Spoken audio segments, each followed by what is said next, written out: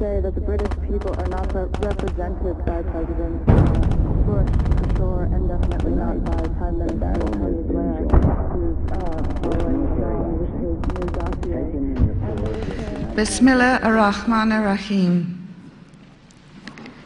Brothers, sisters, friends, Assalamu alaikum. Welcome. It gives me tremendous pleasure to be in New Zealand and to share my story with so many of you tonight. Now I can see a lot of non-Muslims in the room. Just relax, I'm not Islam's answer to Billy Graham. I want to share the story with you so you can enjoy it, maybe understand a little bit more about Islam. The title of the story is From Kabul to Kaaba, but I want to take you back a few weeks before I entered Kabul. I want to take you back to September 11.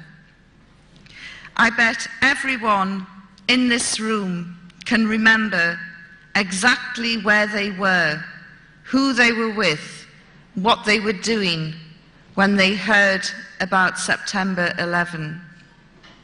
The Muslims that I have spoken to who saw the horrific events unfold on television told me that at the moment of the second plane going into the Twin Towers and realizing it was a terrorist strike, their first reaction was, "Please God, don't let this be the work of Muslims." I was in my newsroom in Fleet Street in London when I noticed people gathering around the television sets that were there. And I shouted over to somebody at the Sunday Express and said, "What's going on?" And they said, "Oh, there's been a terrible accident. There's a plane crashed into one of the Twin Towers in New York." And there's something compelling, isn't there, about live news breaking and live pictures. And I went up and joined everybody else and watched the drama unfold. And then we saw the second plane going in. I've told you about the immediate reaction of Muslims. My immediate reaction was, this is a big, big story. It's bigger than the assassination of JFK, could even be bigger than man landing on the moon. I've got to get out to New York. My reaction was different to those of the Muslims, certainly. By the time I got to Heathrow Airport, the Twin Towers had imploded, the Pentagon had been hit, a plane had gone down in Pennsylvania. America was at war, it was under siege. Her airspace had been closed down, her borders had been sealed, and I physically couldn't get into the country. No matter which airline or which route I looked at, it was impossible. And so I hung round Heathrow in and out for the next 4 days. Finally, I got that ticket for the first flight out to New York. And as I was making my way to the departure lounge, my phone went and it was my boss, the news editor.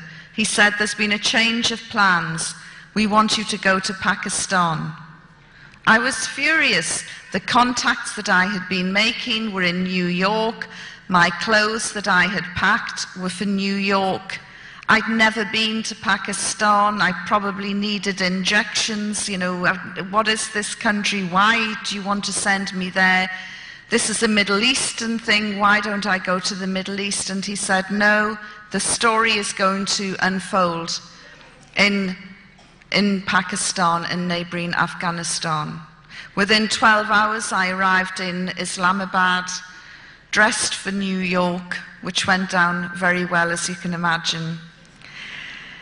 And over the next few days, I started writing about people's hopes and fears for the impending war which was going to happen in neighboring Afghanistan, where the richest country in the world was going to bomb the poorest country in the world. By the end of the week, 3,000 journalists from around the world had joined me. They were in Peshawar, they were in Islamabad, and they were down in Quetta. Thousands of journalists from all over the world, from print, radio, TV, the internet, every form of communication you can imagine. I worked for a Sunday newspaper. I was the chief reporter of the Sunday Express, and I was trying to second guess what the news would be at the weekend. You get a chance to be more analytical. And I'm not a journalist who has ever been spoon-fed from governments. I don't trust them. And so I began to think that the best story was probably in Afghanistan. From the ordinary people, the ordinary Afghan people, I wanted to know what their expectations and fears were, what life was like for them living under the Taliban. We'd read a lot of news. According to Bush and Blair, the Taliban was the most evil, brutal regime in the world. They subjugated and oppressed women. They killed them randomly. The tales that were coming out were terrible. I distinctly remember Tony Blair saying, "These people are so evil, they won't even let their children fly kites." And so I decided, well, I need to find this out for myself. And I went to the Taliban embassy in Islamabad, and I tried 3 times to get a visa, and 3 times I was rejected. And so in the end, with my guides, I had got 2 or 3 guides who were helping me, I decided to sneak into Afghanistan. The idea was planted in my head by the BBC's chief correspondent, John Simpson, who had put on a burqa and put his toe into Afghanistan and said, "Hey, look, I've become invisible." And I thought, well, if the BBC's gargantuan correspondent can become invisible, then surely it will be easy for me. And so we devised a plan that we would be part of a wedding party. I would go in with 2 guides, one from the NWFP province in Pakistan, the other one was born in Afghanistan. And we went in as a group. I put on the burqa, we drove through the Khyber Pass. That was another eye-opening experience. I imagined the Khyber Pass to be about 30 yards long. It was 33 miles long, winding, dramatic, mountainous roads, amazing scenery, traces of British imperialism everywhere. And then we went right down into a dust bowl known as Torkham, and there was no man's land. We got out of the car and started to walk towards the Taliban checkpoint, where some very scary-looking men with great big beards and big black turbans and Kalashnikovs were sitting, waiting. Suddenly I could hear my heart thump, thump, thump in my ears, and I'm beginning to think, maybe this isn't such a good idea. I wanted to turn round and run away, but I'd gone beyond the point of no return. But it was as predicted. I had become invisible. I didn't even warrant a first look, never mind a second look, as we crossed the Taliban checkpoint. I think I was a cross on someone's ID papers. And we went across, we jumped into a taxi, and we headed for the first major city, which was Jalalabad.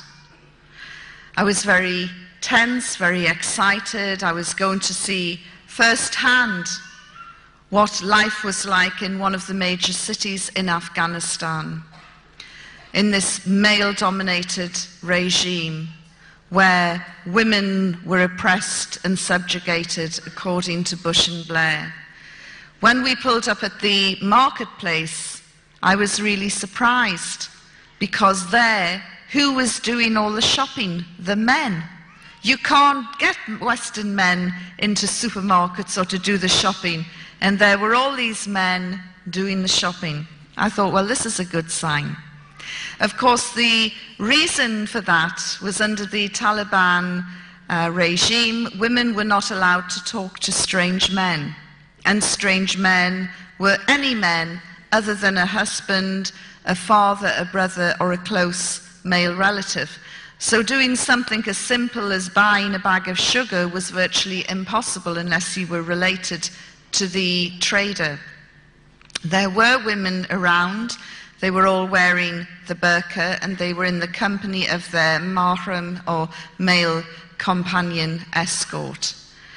I sat on the edge of the marketplace and watched, and there were lots of Taliban around, and people seemed very excited and very happy. They didn't seem as though they were about to be bombed by the most powerful nation in the world. People seemed relaxed, and I was quite surprised. Our party then went with provisions to a tiny village, not even the size of this hall. And we went into the village, and there was lots of tears and laughter as one of their own had returned, and he brought with him his cousin from the NWFP, his wife, his children. And then they said, well, who's that? Pointing at me. And he told them in Pashto. I didn't understand the language, but I could tell from the reaction that they were not at all happy.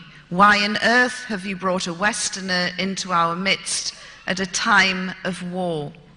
That day, the Taliban spiritual leader, Mullah Omar, had just announced that anyone helping a Westerner would be executed. So naturally, they were angry, they were nervous, they were agitated. But within half an hour, the natural exuberance and hospitality and curiosity of the Afghan people overcame the villagers, and they started talking to me. The first was a young girl in her 20s, and I said, what do you think about this impending war? And she said, I am so angry. I should be in a hospital by now, qualified as a doctor, ready to help my people, ready to save lives. People are going to be wounded in this war, and I could help and save them. And I said, so what is your problem? She said, my training was stopped a couple of years ago. The Taliban closed down the training center and sent all the instructors home. And here I am now, back home, rotting away in this village when I should be helping my people. And I felt very sorry for her, and I could feel her frustration. Here was a young, ambitious girl, and her life seemed to have been put in limbo. Just then, her elder brother came in, and he, through the translator, started talking, and he also had been training to be a doctor at the very same medical school, and when it had closed down for financial reasons, he too had been sent home. So it wasn't just the girl who was being affected, her brother was as well. And as we were communicating with the help of the translator, an Afghan lady walked in, and she looked at me very carefully, and she put her hands on her hips, and she really looked me up and down. And then she said through the translator, have you any children? And I said, yes, I have a daughter. She said, just one? And I said, yes, just one. And she pushed me, very strong. I lost my balance and went the other way. And she said, you English and American women, you are all so pathetic. All you can ever have is 1 or 2 children. Me, I can have 15. And when you run out of your boy soldiers, I will be producing more. Don't think that Afghan women are shy, retiring creatures. And I thought, well, if this is what the women are like, what on earth are the men like? And I said, but aren't you afraid of America, of American soldiers? She said, dare one American soldier come into my village and I will get those pots and pans and I will fight him back myself. And I thought she probably would. Then she said, look, I'm really sorry about this mishap. We're very sorry, but this mishap in New York, it has nothing to do with us. And she kept calling 9/11 a mishap. And I thought, you know, this is really provocative, this is so offensive, this is insulting, 6,000 plus people have died, that's what we thought at the time, and you're calling it a mishap? And then I realized that under the Taliban, televisions were banned. Nobody saw the dramatic images that we saw, which were played on our TVs every day, day in, day out, for more than 2-3 weeks, whipping up the anger and the hysteria and the fear, watching the towers being hit, the towers imploding. They didn't see any of that. They lived in single-story buildings. So trying to convey to them the full horror of someone trying to jump from the 101st floor rather than face the inferno inside was very, very difficult. And that is why the Afghan people referred to 9/11 as a mishap. But she said, we're very sad. But what has this got to do with us? Why do the Americans want to bomb us? We didn't do that. And her argument had some logic to it. As the afternoon progressed, I could tell that people were getting more and more nervous by my presence in the village, and we took some photographs after some persuasion, and then we left. We thought we'll head back early. But by the time we got back to Torkham, the gates had closed, these great big metal gates, and we couldn't get through. Apparently Pakistan had sealed the border. They weren't letting anybody in or out. We stayed overnight, and the next morning we went back to the area of Torkham, and again the gates were closed. And I said to my guides, if I don't get back by a certain time, my news editor will raise the alarm and there will be all sorts of panic. And one of the guides said, well, we can go through a smuggling route. And my eyes lit up at this. I thought, this is very exciting. This will give me something to write about and add to the humanitarian report that I will be doing. And I said, great, okay. And I imagined that we'd be going through narrow mountain passes and ducking from bush to bush, and it would be really exciting because the border with Afghanistan is about 1,400 kilometers long, and there are said to be about 300, 400 smuggling routes. So you can imagine how porous the border is. And so we went to this area called Dower Barber. But there was nothing secretive about it. In fact, there was probably more people in Dower Barber than there are in this room tonight.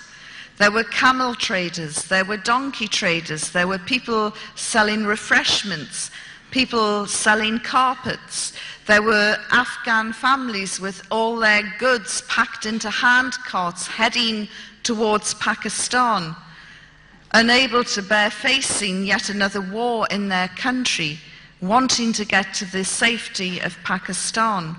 And there were lots of young men striding over from Pakistan, looking for Taliban recruiting officers because they wanted to sign up and fight with the Taliban against the Great Satan, as they referred to America. By this time, the Afghan shoes I had been wearing were cutting into my feet and they were bleeding and sore. And I complained, and one of my guides said, well, we're only 10 minutes away from the border, but we can go by donkey. And he said, "Can you ride a donkey?" And I thought, can I ride a donkey? You know, I can ride a horse, I can jump with a horse. Look at these donkeys, they're smaller. They're the same shape and size, same shape, you know, and they look more or less the same, but they're smaller, probably easier to control. Of course I can ride a donkey. And so we set off and did a deal with this man. I never understood how we were hiring it, how he was going to get it back, but he was happy to part with the donkey. And I got on its back. Now, I don't know if it sensed that it had an infidel on its back or what, but it just bolted. And it tore through this area. And my feet were waving, my arms were waving. The wind caught the burqa that I was wearing and billowed the burqa, which made the creature even more frightened, and it ran even faster. I was screaming, my arms like this. I must have looked like a giant bat trying to balance on this wretched beast which was out of control. And as I moved forward to try and get hold of the reins just to stop it, the one piece of equipment that I had taken with me, a camera banned under the Taliban, slipped out of the folds of my burqa right into the passing view of a Taliban soldier. He saw this and went crazy. Now, I don't know whether the donkey stopped and threw me off, whether he stopped the donkey and pulled me off. What happened, I really can't remember. All I remember is hitting the ground at a great rate of speed and then picking myself up. And as I drew myself up, I looked straight into the face of this Taliban soldier through the grill of my burqa. And he was screaming and shouting at me. When I got back to London, some of my girlfriends said, "What was going through your mind at that precise moment when you knew the game was up?" And I said, well, for a nanosecond, and I said it was a nanosecond, I looked at this Taliban soldier and I thought, my goodness, you're gorgeous. He had the most amazing green emerald eyes, very high cheekbones and a great big beard with a life of its own. Very, very striking. But as I say, it was a nanosecond. And then I thought, oh, I've been caught. So I took my camera off and I handed it to him, and then I closed my eyes waiting to be shot in the head. And when I opened my eyes after a few seconds, he'd gone. He'd gone over to the man who hired the donkeys. He wanted to know who is in charge of this woman. And then he would get to the bottom of the camera. I was delighted. I thought, I can get away. He still doesn't realize that there's a Westerner under the burqa. And I turned and went to attach myself to another group to follow them over the border. And as I walked away, I looked behind, and by this time a crowd of about 100 men had surrounded my two guides, and the soldier was in the middle, and he's screaming and shouting and waving the camera at him. One of the guides had been smacked across the face and he had a bloody nose, and the other one was trying to calm down the situation. And I looked and I thought, I can't leave them behind. Although we had made an agreement that if things did go pear-shaped, none of us knew each other, I couldn't abandon them. And so I went back and I tried to push my way through these very angry men, and they pushed me back. This was man's business. It had nothing to do with a woman. So in the end, I removed my burqa and said in a very loud voice, "Will somebody let me through?" You could have heard a pin drop. And then there was a parting like the Red Sea as I walked towards the handsome soldier, who by this time was looking really gormless because his jaw just dropped as he saw a Westerner, a blonde-haired, blue-eyed, come towards him. And I thought, he is going to be so happy to have got his hands on a Westerner that he'll forget all about my two guides. And as I walked, I shot them a sideways glance, and I could see by the full horror on their face that just when they thought things couldn't get any worse, they had. I had emerged. I went up to the soldier, demanded the return of my camera, and once he'd recovered, he got the three of us and we were bundled into a vehicle and taken off in the direction of Jalalabad. During the journey, the driver and the Taliban soldier had a very fierce exchange, and they kept looking back at me and arguing and looking back, and suddenly the driver did an emergency stop. The soldier asked me to get out of the car, and then he took me to this raised piece of ground and asked me to stand on it from the way he was motioning. So I stood on this raised piece of ground, and then he went off. He went marching off to my left, and I thought, where's he gone? And I'm standing there, rigid with fear, daren't move on this little tiny hill, and I'm looking around, and then all I can see are stones and pebbles and rocks, and I thought, this is the stoning corner. I'm going to be stoned. He's gone off to get a crowd. He's probably gone off somewhere to say, hey, I've got a Westerner stoning in 10 minutes. So I'm standing there and I'm looking down, and all I could see was blood-red nail varnish coming up from my toes. I'd lost my socks and shoes in the melee, and I thought, oh no. Nail varnish is banned under the Taliban. If they see my toes, they'll probably chop them off one by one. So I try to cover my toes as well. And I don't know what it is about Afghanistan.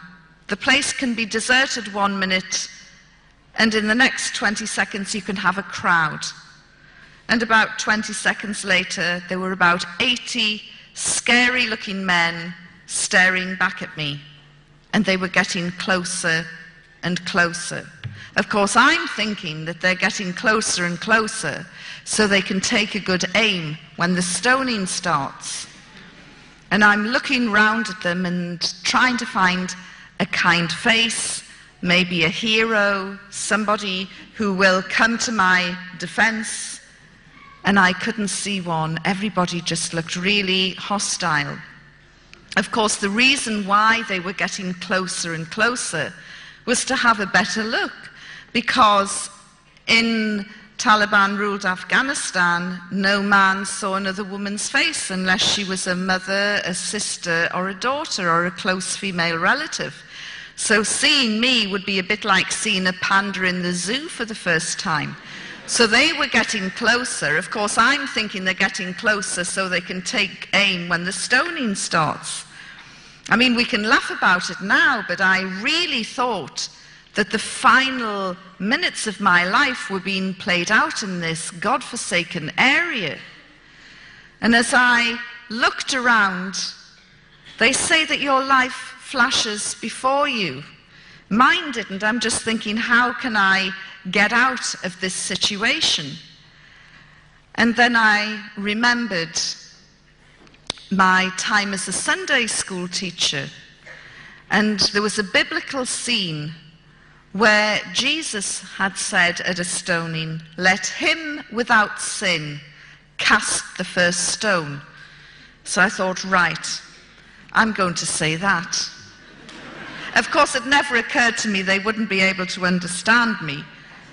But I thought, no, I'm going to say, okay then, bring it on, but let him without sin cast the first stone. And so I'm playing this out in my mind, and then I'm looking round, And I thought, no, there's probably some pious so-and-so at the back saying, that's me, and he'll start the stoning. So all of this is going through my mind when suddenly the Taliban soldier returns, and he has with him a woman wearing a burqa. She comes up behind me and turns me round very briskly and starts to frisk me. And I thought, oh, they're not going to kill me. Well, not just yet anyway. They're trying to find out if I'm carrying any weapons. And isn't it strange that he's gone off to get a woman? You know, why wouldn't he just search me himself? Obviously showing more courtesy than British police. And so all the fear that I had felt and the terror just melted away with relief. And then I became very angry. Those men had made me feel as though I was going to die. So I pulled away from the Afghan woman and I swung round at these wretched men. And I was wearing, I want you to picture the scene, my burqa had gone, but I was wearing a shalwar kameez, the trousers and an orange dress down to the knees. And I swung round at these men, very angry, and I said, I am not carrying any weapons. And to emphasize this, I picked up the hem of my dress and said, look. Well, there was a collective sharp intake of breath. And then they all turned round and ran as though the devil was snapping at their heels.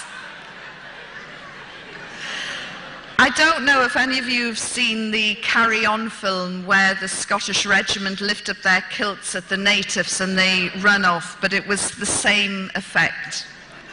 Of course, this was highly inappropriate behavior for a woman in Afghanistan, as I was to find out. And the lady wearing the burqa swung me back round and whacked me across the face. She was in such a state of shock at this vulgar display. Anyway, having established that I'm not carrying any weapons, I was then bundled back into the car and driven off to Jalalabad. I was taken into the intelligence headquarters and introduced to the head of intelligence, who understood a little bit of English. I apologized for causing any inconvenience, and he asked me to write down my personal details and telephone contacts to prove that I was a journalist. After I had done that, he said, we are about to eat. You must have something to eat. And I said, well, that's very kind, but I need to use the telephone first. And he said, no, you can't use the phone. So I said, in that case, I won't eat either as a guest or a prisoner of the Taliban until I can use the phone. And what started then was the war of attrition, which was to last 10 days. Now, you would think that the most evil, brutal regime in the world couldn't care less if one of their prisoners had gone on hunger strike. But these men were very, very upset. Despite my protest saying I'm not eating, every morning, noon and night, they would bring me food. They would lay out a cloth on the floor, beautiful carpeted floor, by the way, and they would put down some bread, some stew, and some rice, and they would bring in a jug of water and a bowl, and they would wash my hands, and they would tell me in broken English, you are our sister, you are our guest, we want you to be happy. And I thought, what sort of evil, brutal regime is this? Don't they understand the job description? And I'm thinking, you know, this is just a trick. They're trying to soften me up. And then the really bad guys will come in with the electrodes. In fact, isn't it strange? Everything that I thought would have happened to me under this so-called savage primitive regime happened to prisoners in Abu Ghraib, in Guantanamo Bay, and other US holding facilities, which always prompts me to say, thank God I was captured by the most evil, brutal regime in the world and not by the Americans.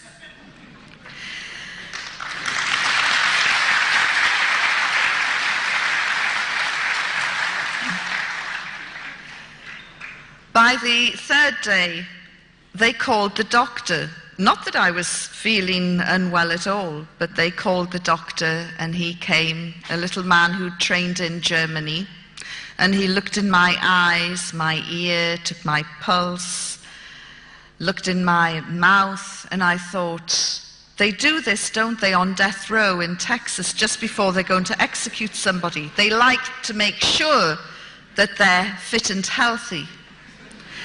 And then he took my blood pressure, and something bothered him because he then took it again. And I said, yes, I know I have high blood pressure. And he said, no, you don't. Your blood pressure is normal. I said, don't be so ridiculous. It can't be normal. You know, I'm about to be killed by the Taliban. How on earth is my blood pressure normal? And he said, look, and he did it again. And it was normal. I said, there you are, 3 days with the Taliban and you've cured my blood pressure. Thank you very much. On the 5th day, there was a little guy called Hamid, the doctor's son actually, who acted as the translator, and he came running into my room very, very excited. He said, you were on the front page of the papers. And he brought in the weekly paper from Jalalabad. And although photographs were banned under the Taliban, there were 2 pictures of me from Reuters on the front page with a little story and headlines that took over half the page. The headlines looked longer than the story. And I said, what does the headline say? And he read it out and he said, it says, the Taliban has cured Yvonne Ridley's blood pressure and she's very happy.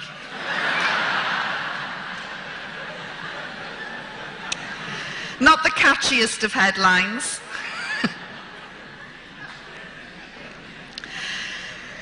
During those 6 days in Jalalabad, a procession of very scary, fierce-looking men came into the room and through Hamid asked me questions, and the interrogations would go on until maybe 8, 9 o'clock at night. They never physically threatened me. The worst thing that they said to me was, if you don't tell us the truth, you will be here for 20 years. I assured them that they would get sick long before I did. And I had decided on quite a risky strategy, really. I had decided to be the prisoner from hell.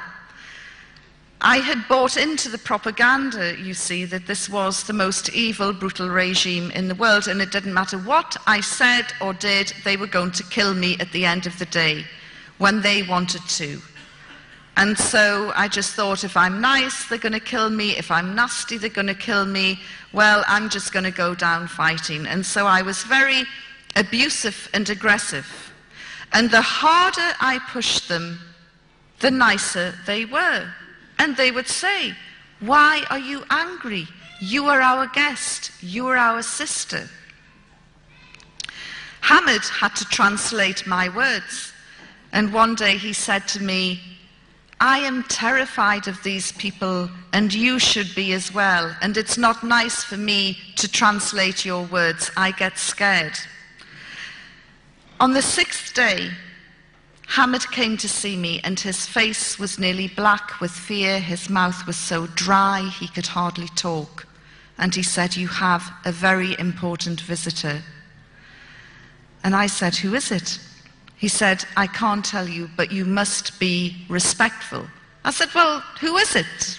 Is it Mullah Omar? And he said, please, just be respectful. You have to show some respect. This is a very, very important person. So I'm thinking, I wonder who it can be. 10 minutes later, there was a knock on the door. Although I was the prisoner, I had my own key. And so I unlocked the door, opened it, Hamid stood aside, and there in front of me was a man who made my blood run cold. The hair on the back of my neck lifted. For 6 days I had avoided talking about religion, and there in front of me was a religious cleric, a Milano. And everything in Afghanistan is dirty, ripped and torn and dusty. He was wearing an immaculate ivory gown, one which went right down to the ground. The Taliban's clothes were above their ankles. This guy's clothes were right down to the ground. You couldn't see his feet. And he had a great big ivory turban. A very modest beard by Afghan standards. Very light brown, modest beard. And light brown eyes. And he had beads which he moved, like rosary beads, which he moved 2 at a time. And there was something else about him that I thought was weird. And when I mentioned it to my first Muslim crowd, a few of them went, Alhamdulillah. When I told them, I said there was something really weird about this guy. He had a shine on his face. It was like a light on the inside coming out. I've never seen anything like it before. And I was told by my Muslim friends back in London, this is the nur, the light that comes out of somebody who is very pious, very practicing, a very good person. I didn't know that at the time. I just thought there's something weird and spooky about this guy. After I recovered, I moved aside and invited him into my room. And he was so graceful and elegant, he didn't even seem to walk. He just glided in and glided down. And I sat opposite him, and Hamid acted as the translator. And he said, "What is your religion?" And I thought, oh, here we go.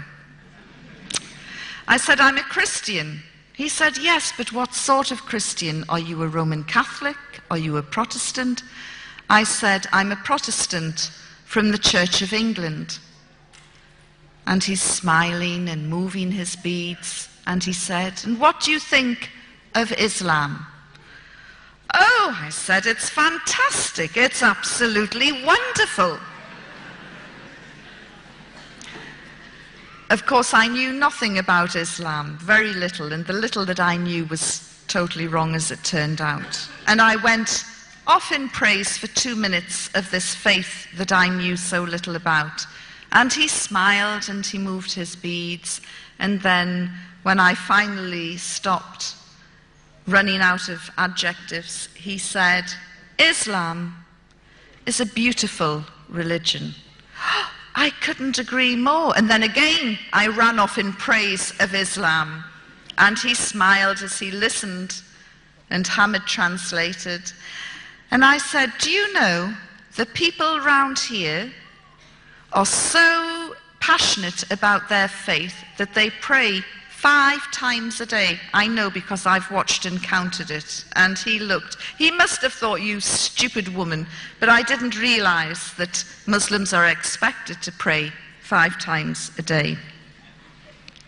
So he moved his beads.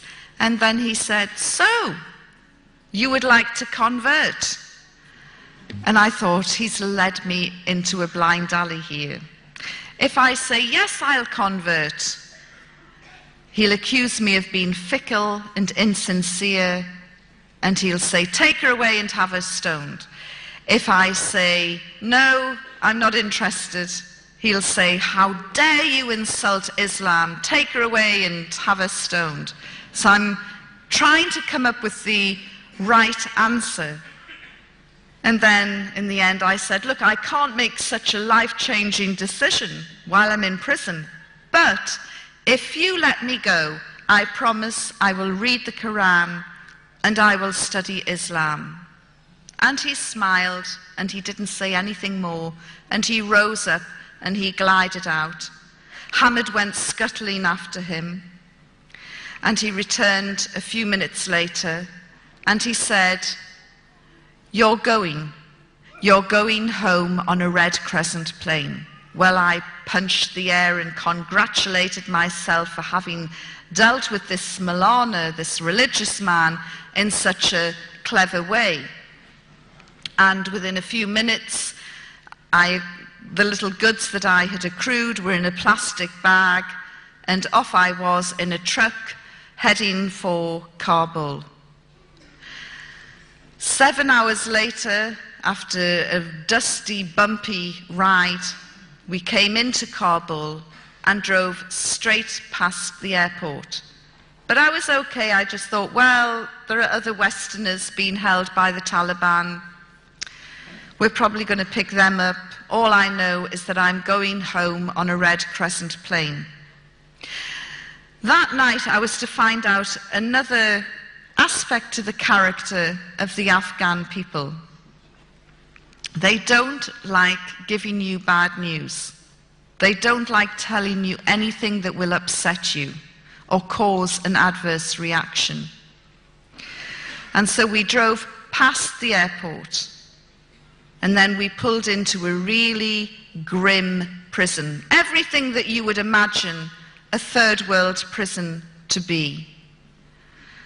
And I was asked to get out, and I got out, and we walked down this dark, dingy corridor, and then they pushed open this little metal door with a little spy hole in it. And there, sitting on a concrete floor, were two Afghan women, one with a babe in arms and the other one heavily pregnant. And they said, tonight you will stay here. And I said, no, you've made a mistake. I am going home on a red crescent plane. Of course, the thing is, when you lead someone on, you have to deliver the bad news at some point. And so the bad news was delivered to me then. You're going nowhere, you were a bad woman, you entered our country illegally, without a passport, you have to be punished. I screamed and shouted there was no way I was going to go into this cell, and to get me out and get me to the airport, and I said to them, you can't do this to me, I'm British. And they smiled. Just then, another cell door opened, and 6 women wearing hijabs came out. And one of them said to me, are you from the Red Cross? I said, you speak English? And she said, well, I'm Australian. These 3 are Germans, and the other 2 are Americans. And I went, oh my God, you're the Christians, the charity workers who were locked up for trying to convert Muslims to Christianity. And they said yes. And I said, look, there's been a terrible mistake. I'm supposed to be going home on a red crescent plane. Will you tell these people?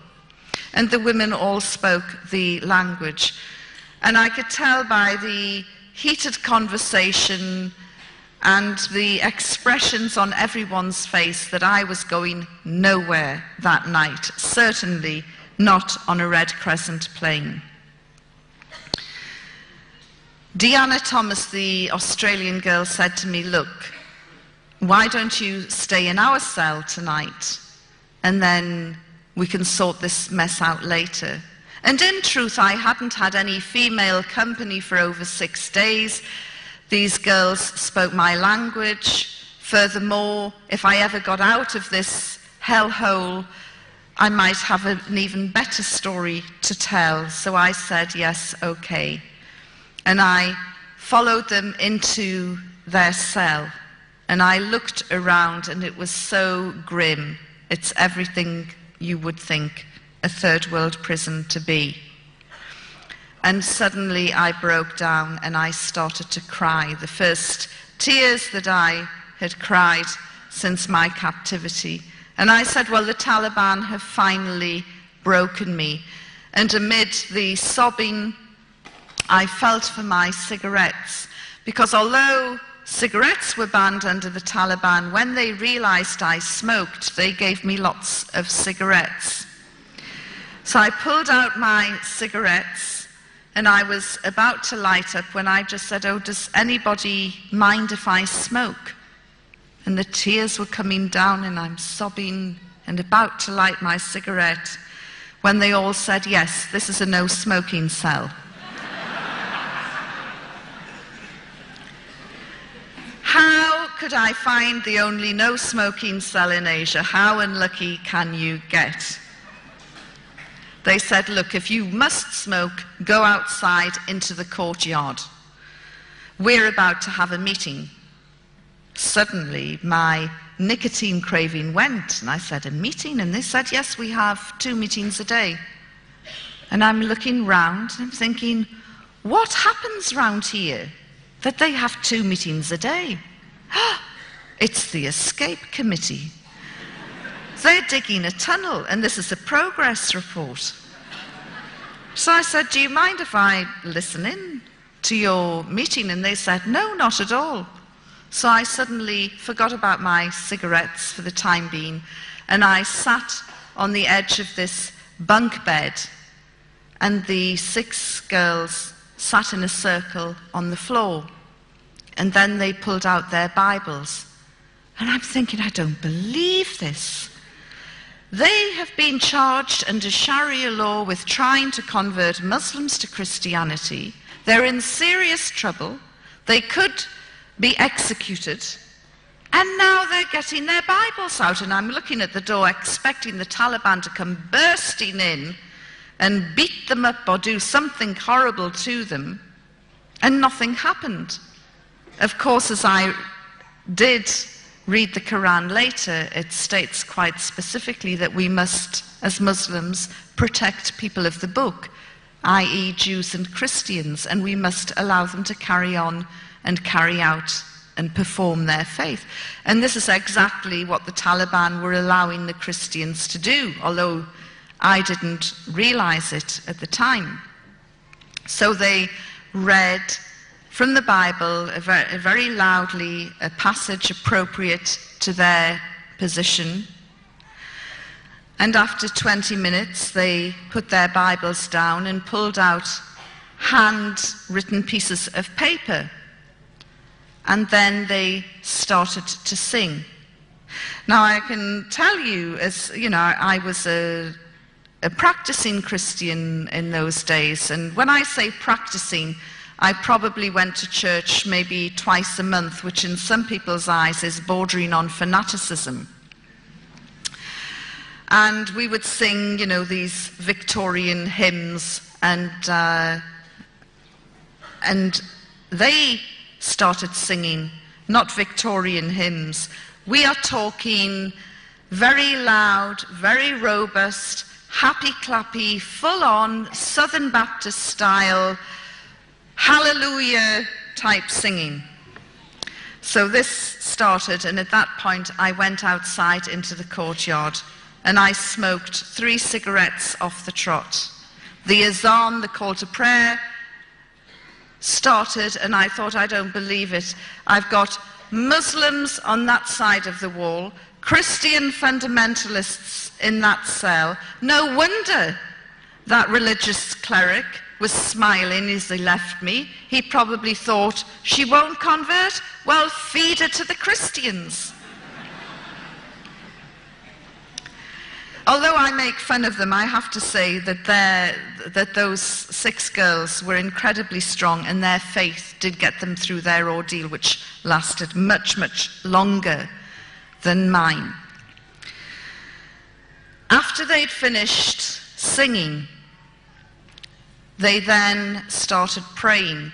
And again, it was really full-on, in-your-face, hallelujah type praying. In fact, at one point, they were all shouting different things, and at one point I could hear one of the girls, I think it was the American girl, Heather, shouting, Lord Jesus, show me the way out of here. And I have a very gallows sense of humor, and I felt like shouting back, straight down the corridor and turn left, but there's a great big Talib there. That night, I slept on this concrete floor with a very wafer-thin mattress. And when I woke up the next morning, I was given a change of clothes. In fact, I'm wearing the prison clothes now.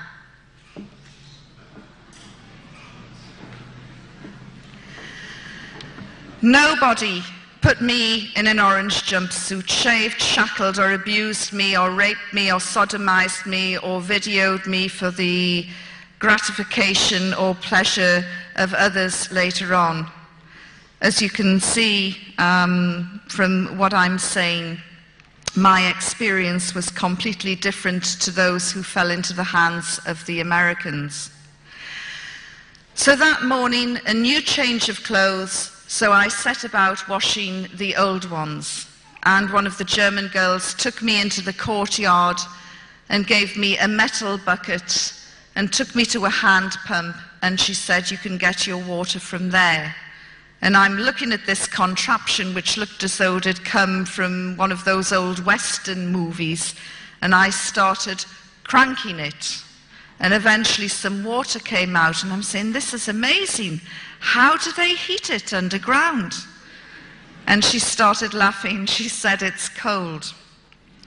I was given a pumice stone and some soap flakes, and I set about washing my clothes. And I then hung them on the washing line in the prison courtyard. Within 5 minutes, I'm sitting trying to enjoy the last days of the summer sun, and the prison governor came in, a great big man with a huge beard and really a very scary looking dude. And he came in, and in broken English he said to me, he growled at me, "Remove those garments." And I'm looking, I said, "It's my washing. Remove them now." And I said, "I can't. It's my washing. I am washing my clothes. This is a washing line. We dry our clothes on the washing line." "Well, cover them up." And I'm looking, I said, "You stupid man. You've obviously never done the washing in your life. How on earth will it dry if it's covered up?" So he stood there for a couple of moments, and then he said, "Well, take those items down." And he looked the other way and sort of pointed. And I realized he was talking about my underwear. And I said, "No, this is the female wing of the prison. If you don't like what you see, clear off." He said, "Remove them." And I said, "No, if you don't like them, you remove them." And I thought he was going to explode on the spot. He then went storming off, and he returned 15 minutes later with the Deputy Foreign Minister of Afghanistan. These people are about to be bombed by the most powerful country on earth, and a diplomatic incident was unfolding as a result of my underwear.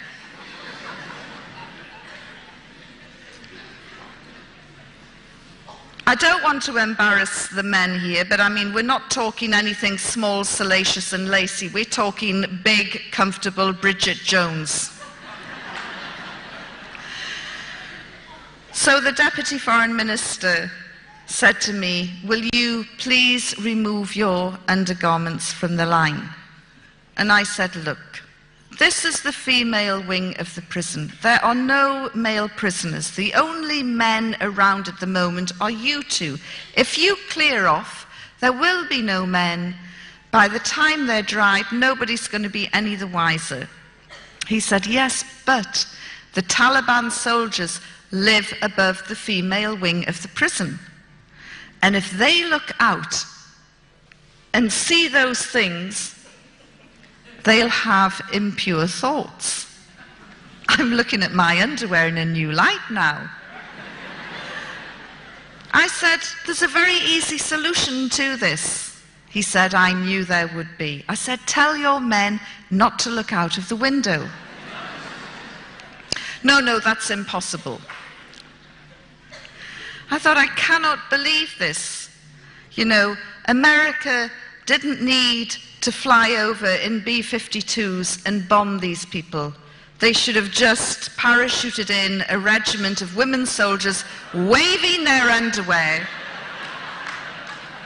and the Taliban would have gone.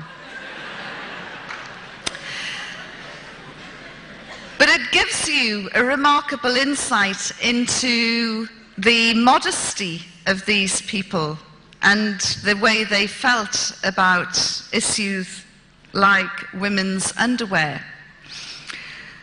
So the argument continued and went on long after the clothes had dried, and nobody emerged as a real winner, but I did get my dry clothes back.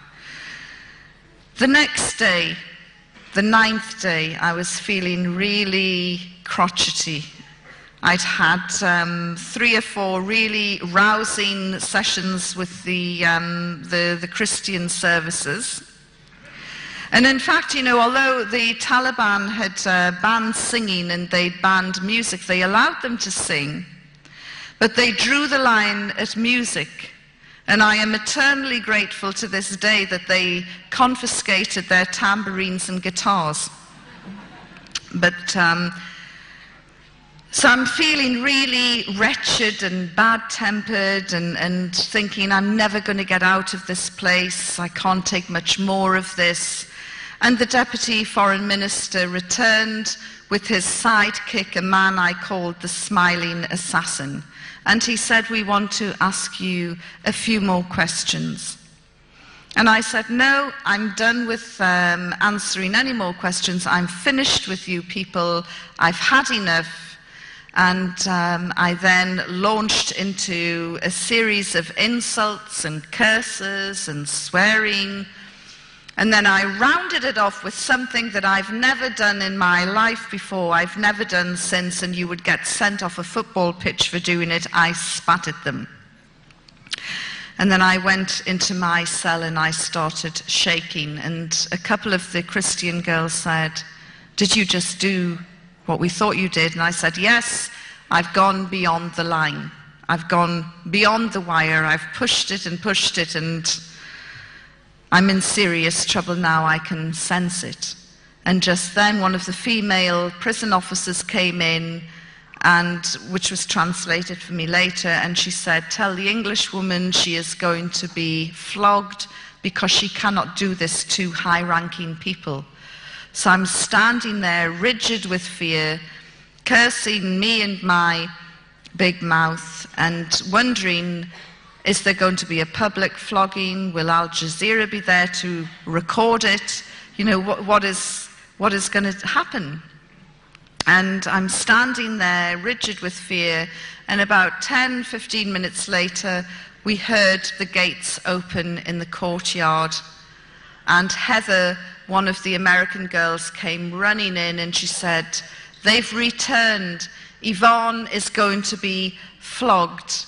And just then, 3 of the Christians threw themselves down at me and grabbed onto my clothes and started saying, Lord Jesus, don't let Yvonne feel any pain. And I'm standing there looking at them thinking, you know, you're making it worse. And just then the Smiling Assassin walked in, and he had in his hand the one thing that I wanted, the very thing I had gone on hunger strike for 9 days earlier. He had in his hand a satellite phone, and he strutted around the cell and showed off this satellite phone. And he said, all of you can ring home. You can all ring your families today. Apart from her, the English woman, she's horrible and she spat at us and she has to be punished. So it's interesting, this is how the most evil, brutal regime in the world decided to punish me. They allowed my cellmates to ring home, which was fantastic for the Germans. They hadn't, and all of them, they hadn't spoken to their family for 2 months. It was an opportunity to ring home and say, look, we're okay, we're holding out. And then one of the German girls went to the smiling assassin and made a special plea and said, "Look, Yvonne needs to talk to her daughter. Please let her call home." And he said, "No, she's a horrible woman. She has to be punished." And as I say, that was my punishment, which I, looking back, think shows a degree of wisdom and insight on their part, which is more than can be said for my behavior. And my only mitigation is, look, I hadn't eaten for 9 days and I was starting to get fractures. That afternoon, the senior officers returned and they removed me without warning, got my things together and said, "You're going." And then they took me out of the prison and upstairs into the Taliban sleeping quarters. And one of the senior officers had vacated his room and said, "You complained about the prison downstairs. Is this good enough for you?" And it was a very nice room by Afghan standards. And he said, "Tomorrow you will go home, inshallah." And I said, "What is this inshallah you keep using at the end of every sentence and it never ever happens?" Of course, I now know inshallah means God willing. And they put me in this room, they gave me the key, I locked myself in. I had a fantastic view over the city of Kabul, looking right up to Kabul Hill where all the anti-aircraft units were. And I sat on the bed contemplating my future, wondering if and when I'd ever get out. They kept saying, "Tomorrow you will go home, inshallah," but inshallah it never happened. And so I was wondering how genuine they actually were. Why had they removed me from the Christians? Was this my last night on earth? Would they execute me tomorrow? I really didn't know. All of this was going through my mind. And then suddenly there was a huge rip, as though somebody had just torn the sky open. And there was a great big light. And it was the start of the war. That night, America and Britain dropped 50 cruise missiles on Kabul. You can hear a cruise missile from 20 miles away. These were coming within a quarter of a mile of the prison. I had covered wars before, and I don't know why it had not occurred to me then, but it certainly occurred to me that night. These bombs don't discriminate. There's nowhere to run, there's nowhere to hide. Civilian, military, man, woman, child, these bombs cannot tell the difference. I'm going to be blown apart by a British bomb. I've got no doubt Tony Blair will blame the Taliban, and that will be the end of that. And it was truly terrifying. And I also thought, there is no way the Taliban will let me go now. Absolutely no way at all. And the next morning, there was a knock on my door, and I was told, "Please, there is a vehicle outside. We are going to release you." I couldn't believe it. But sure enough, there was a vehicle. They put me in it. We drove down from Kabul, through Jalalabad, down to Torkham, and eventually, after some shenanigans, I was handed over to the Pakistan authorities. And as I walked back across no man's land, the camera lights went up and the journalists started shouting, "How did the Taliban treat you?" And in truth, up until the point that I was released, I still didn't trust them 1 inch, and I thought everything that they were trying to do had a hidden motive. It was only at the point that they released me that I thought, you know what, they were quite an honourable bunch of guys. So when this journalist shouted at me, "How did the Taliban treat you?" I thought for a while, and then I said, with respect and courtesy, this is not what the Western media wanted. The Western media wanted Abu Ghraib tales. They wanted abuse, rape, torture. They wanted to see scars. They wanted to see tears. There was nothing I could give them other than the truth. And sadly, for some people, the truth is never enough. When I got back to London, about 2 weeks later, one of my guides on the Pakistan side called me, and he said, "Madam, the village that you visited has been bombed by the Americans." That was the village Karma, which is smaller than this hall we're in now. And I said, "Look, Pasha, I know these terrible things happen in the fog of war. And it's awful, but these accidents do happen." And he said, "But madam, how can you accidentally bomb a village the size of Karma 3 days running?" Now then, the Americans were telling us all about their strategic strikes, their surgical strikes, their B-52 bombers coming at 30,000 feet. Karma wouldn't have even looked like a dot from 30,000 feet. It was quite clear to me that this was indiscriminate bombing of civilian areas. And in many ways, the Taliban were to blame because they kicked out all of the Western journalists. Whatever you think about journalists, we do have our functions and our role. We are the eyes, the ears, the witnesses.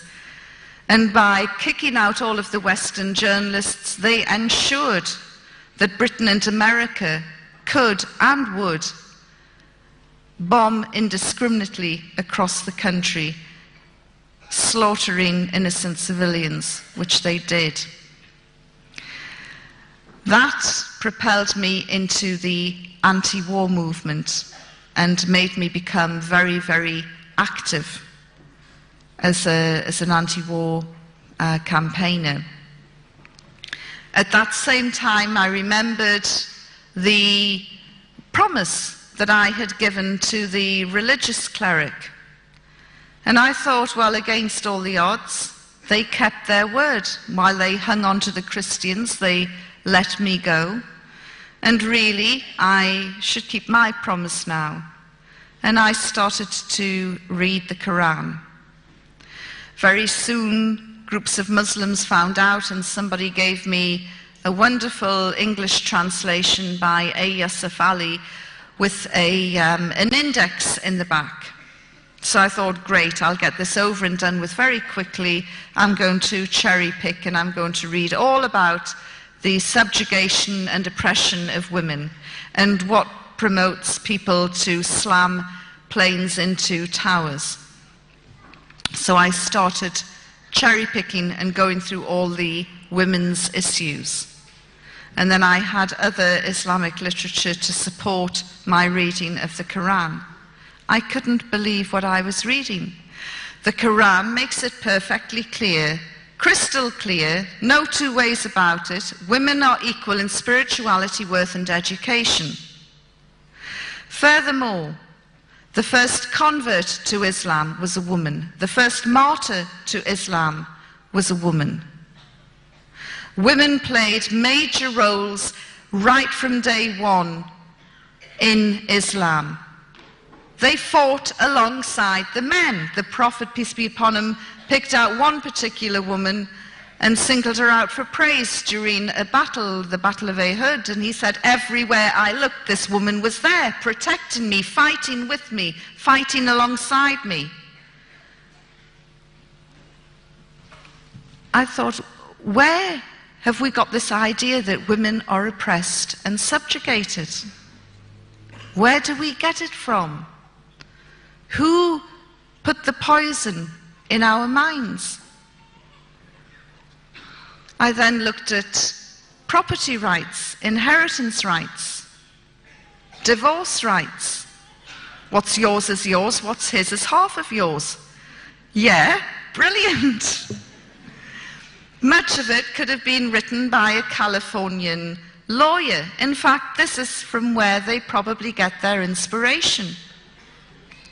All these tales in the tabloids about the superstars having prenuptial contracts and teams of lawyers drawing up and thrashing out these prenuptial contracts, they were available to Muslim women from day one. And so I began to see Islam in a totally different light. And I thought, yes, okay, this is great, but what are the people like? And so I went out into the Muslim communities, specifically to meet the sisters. And it didn't matter where I went in the world, whether it was Pakistan, or whether it was Saudi, or Canada, or America, or Australia, and now New Zealand. The Muslim women I have met, whether they have been formally educated or not, are resilient, strong, politicized, internationally aware, multi-skilled, multi-talented. A few years ago, I would have looked in this room and picked out everyone wearing a hijab, and I would have thought, oh, look at those poor, oppressed women. How did they manage to sneak out of the home to come here? Now I'm looking and I'm trying to work out who is the engineer, who is the doctor, who is the lawyer, who is the teacher, who is doing the PhD, who's doing the MA, who's raising kids at the same time, supporting their man, running a business, a charity, who is the backbone of the community. I see incredibly diverse women. And I remember a sister in Canada who said to me, Yvonne, my head might be covered, but my mind is not. And the most valuable lesson that I learned from the sisters that I met is never ever again will I judge a person's freedoms and liberties by the length of their skirt. So this was wonderful. The other thing that I learned about the Muslim community is it has an incredibly gossipy network. And I could visit somebody in Glasgow one day, and by the next morning I'd get a phone call from somebody in Karachi saying, I hear you were in Scotland. How did it go? The communication is amazing, but sometimes there were Chinese whispers and people had false information that I had taken my Shahada, the oath to become a Muslim. And I remember one day, I'm sure many of you in this hall will have at least heard the name.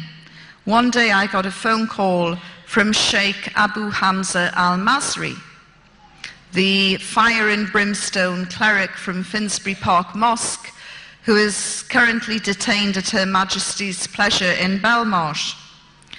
And he rang me up and he said, Sister Yvonne, welcome to Islam. And I said, well, thank you very much. However, I hate to disappoint you, but you're a wee bit premature. I haven't taken my Shahada yet, but, you know, I will get there, inshallah. And he said, well, take your time. This is going to be the most important decision you ever make in your life. Don't be rushed into it. Don't be pressurized into it. Make sure that you read as much as you can. Be convinced before you take your Shahada. We are all making dua, prayer for you. And I thought, I can't believe that this is the fire and brimstone cleric from Finsbury Park Mosque. The tabloids love to hate him because of his hooks and his eye patch, and they really have demonized him. And I said, well, thank you very much for your understanding. I will keep you informed with my progress. And I was just about to close the line when he said, well, there's just one thing I want you to know. And I said, well, what's that? He said, well, if you go out tomorrow and you're hit by a bus, you will go straight to hellfire. I said, thank you, and closed the line. And that made me nervous. It made me very nervous. So I took a copy of the Shahada and I carried it round with me. And I would address meetings like this and I would say, look, if you come across an accident and you hear someone shouting for 2 Muslim witnesses, please come running fast because it's me trying to get in before it's too late. Happily, there was no such accident. And on June the 30th, in 2003, at 11:30 in the morning, I took my Shahada and declared my belief that there is only one God and that Muhammad, peace be upon him, is his messenger.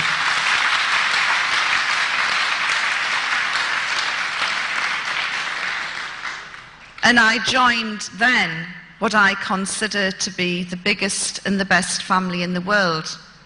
And I know that wherever I go in the world, it doesn't matter how remote the place is, I will meet brothers and sisters who will give me their love and support and help if I need it. And that is very important to me. I was also lucky enough in January this year to go on Hajj, the annual pilgrimage which Muslims are required to do at least once in their life. As I say, the Saudi women don't think for 1 minute that they're oppressed or subjugated. They're like a tightly coiled spring and they are really ready to launch into the political scene in Saudi Arabia.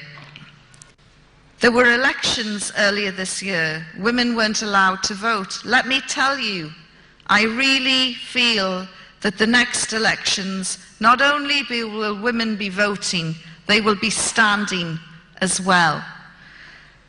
These women are really, really remarkable, and as I say, they're in the wings and they're ready to launch. Unfortunately, because of Saudi's restrictive media rules, we hardly get to find out any real news that is happening there.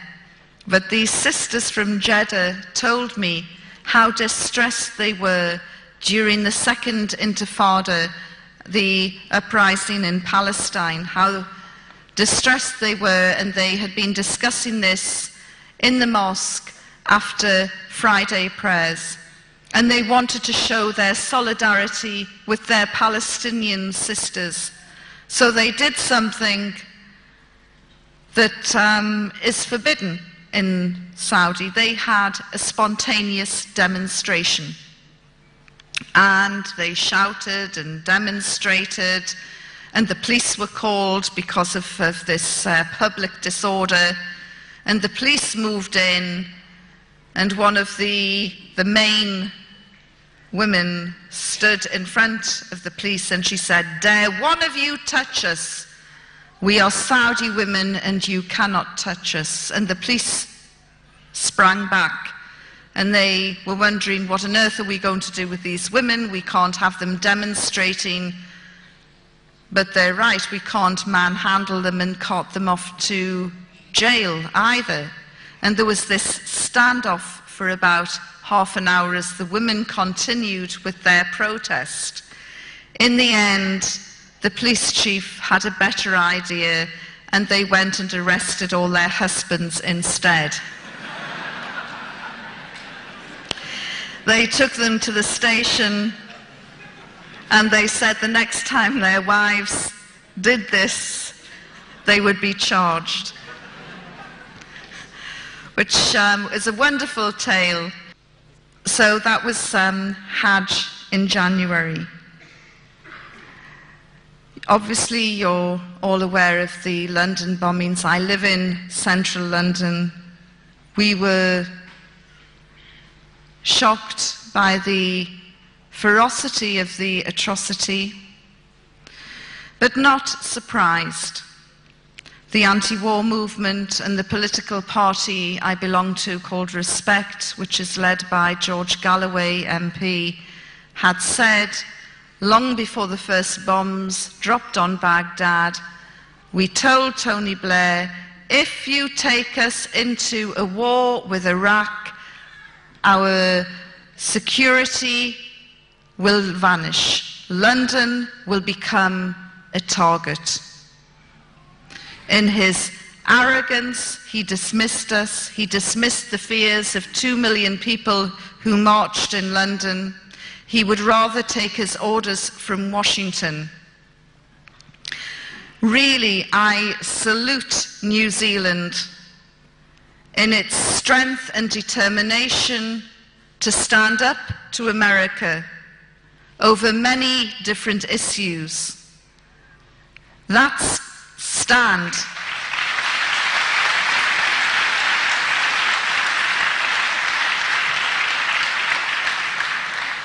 it should be me applauding you. That stand has made New Zealand one of the safest places on earth in terms of security, and certainly your anti-nuclear stance is admirable. Beware of siren calls from politicians like Winston Peters, who thrive only on hate.